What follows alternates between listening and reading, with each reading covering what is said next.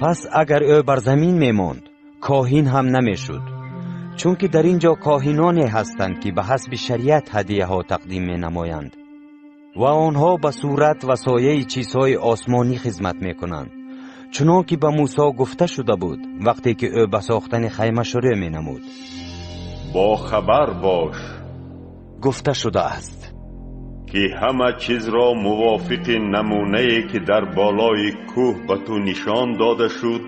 به عمل آوری. بالای آن و تخته ها که می ایستاد برای مسکن از چوب عقاقیا ساخت.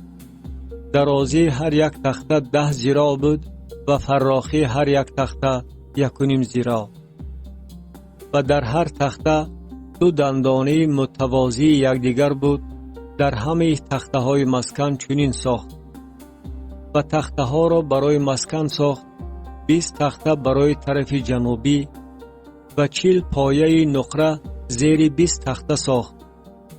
2 پایه زیر یک تخته برای 2 دندانه آن و 2 پایه زیر تخته دیگر برای 2 دندانه آن و برای طرف دیگری مسکن برای طرف شمالی آن 20 تخته ساخت و 40 پایه نقره برای آنها، 2 پایه زیر یک تخته و 2 پایه زیر تخته دیگر و برای قفای مسکن که طرف غربی است 6 تخته ساخت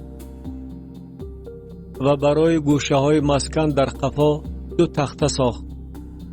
و آنها از پایان پیوست کرده شد و از بالا نیز یک جایه در یک حلقه پیوست گردید بر هر دو، یعنی برای هر دو گوشه چنین ساخت و به همین طریق 8 تخته شد و پایه های نقره برای آنها جمع 16 پایه، 2 پایه زیر هر یک تخته